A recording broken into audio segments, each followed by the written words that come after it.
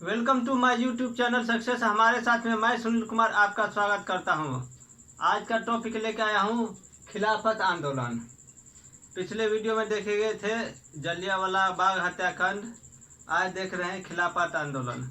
खिलाफत आंदोलन अली बंधुओं द्वारा, जो तुर्की में खलीफा था, उसका सहयोग नहीं दिए थे ब्रिटिश गवर्नमेंट ने। इसी कारण मुसलमानों में असंतोष फैल गई थी। इसी कारण खिलाफत आंदोलन की शुरुआत की थी।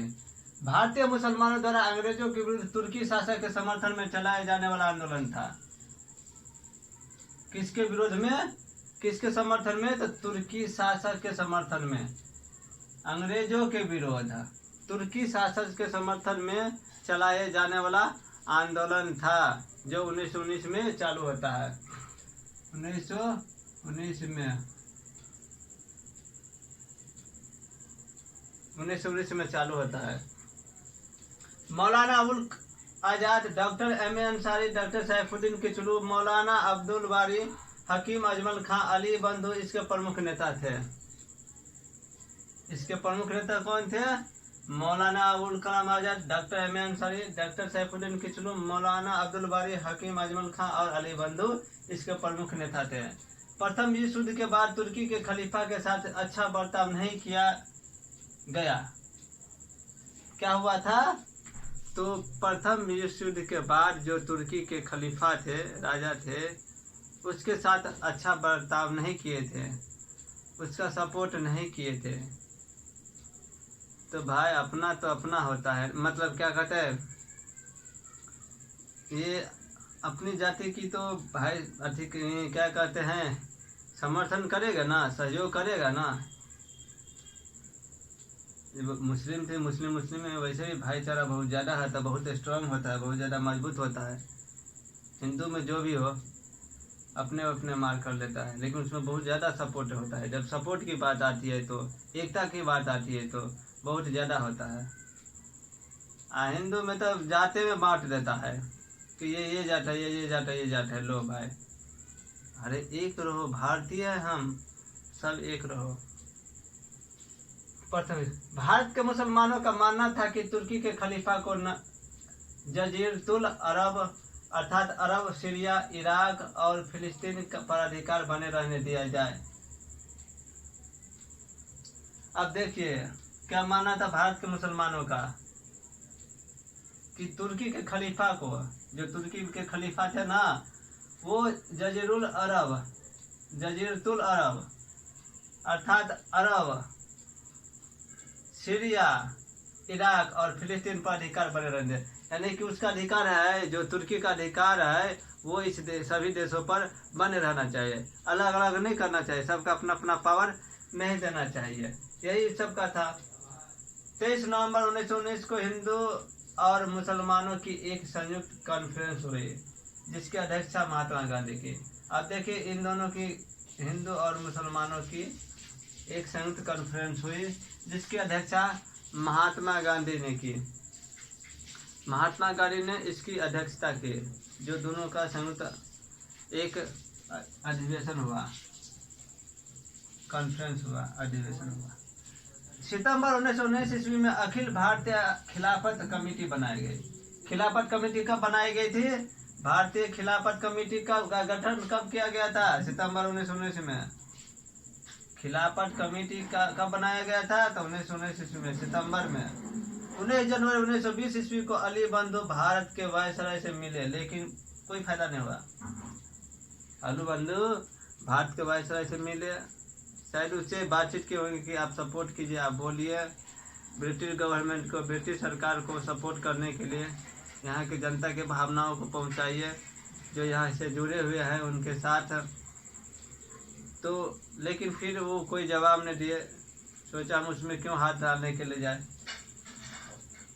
मार्च 1920 ईस्वी में मौलाना शौकत अली और मोहम्मद अली के नेतृत्व में एक शिष्टमंडल इंग्लैंड भेजा गया, लेकिन उसे भी सफलता नहीं मिली। अब देखिए, इंग्लैंड भी भेज दिया गया एक शिष्टमंडल को, मौलाना शौकत अली और मोहम्मद अली के नेतृत्व में, लेकिन वहाँ भी नहीं सुनवाई दिया।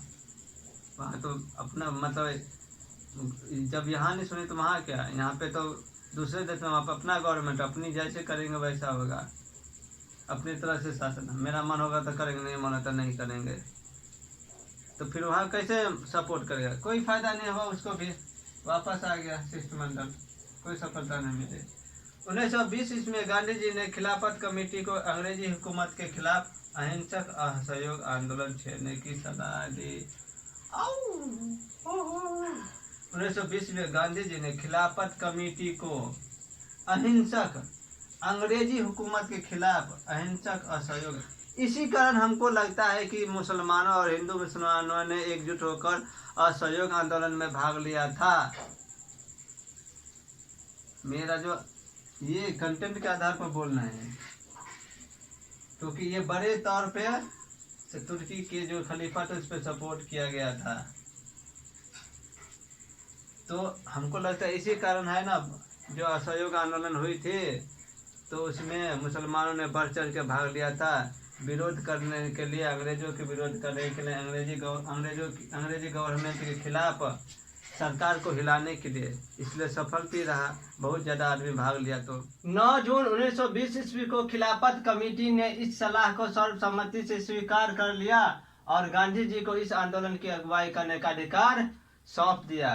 कमेटी बन गई, कमेटी की बैठक हुई और खिलाफत कमेटी ने इस सलाह को सर्वसम्मति से स्वीकार कर लिया कि महात्मा गांधी को इस आंदोलन की अगुवाई करना है, अध्यक्षता करनी है, और उसको अधिकार सौंप दिया। भारत में आंदोलन होते रहे, लेकिन ब्रिटिश सरकार ने मुसलमानों की मांग की ओर ध्यान नहीं दिया।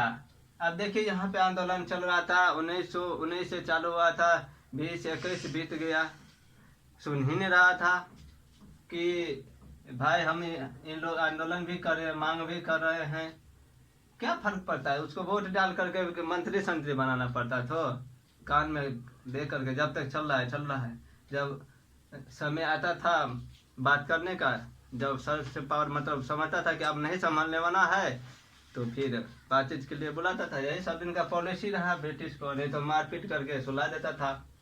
10 अगस्त 1920 को सेवर्स में एक संधि की गई, जिसके द्वारा तुर्की का विभाजन कर दिया गया और तुर्की के सुल्तान को बंदी बनाकर कुस्तुंतनिया दिया गया।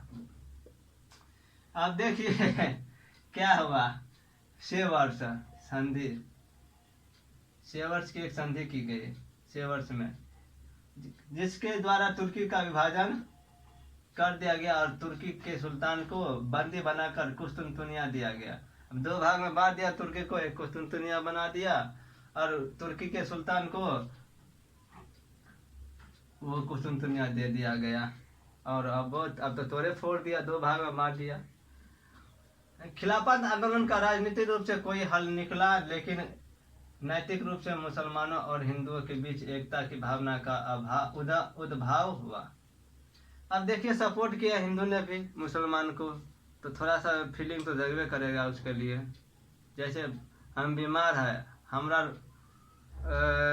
पड़ोसी आ करके मेरा सहयोग करे, सलाह कर, कुछ उसके लिए भावना तो दिल में पैदा होता ही कि भाई इसको भी कभी समस्या होगा तो हम साथ दूंगा, तो वही पैदा हो गया, उद्भव हुआ हिंदू एकता का। बहुत खुशी की बात है। NC चालगा जो स्वतंत्र भारत के मुख्य न्यायाधीश रहे, खिलाफत आंदोलन को राष्ट्रीय कार्यक्रम के साथ जोड़ने को एक महान गलती कहा।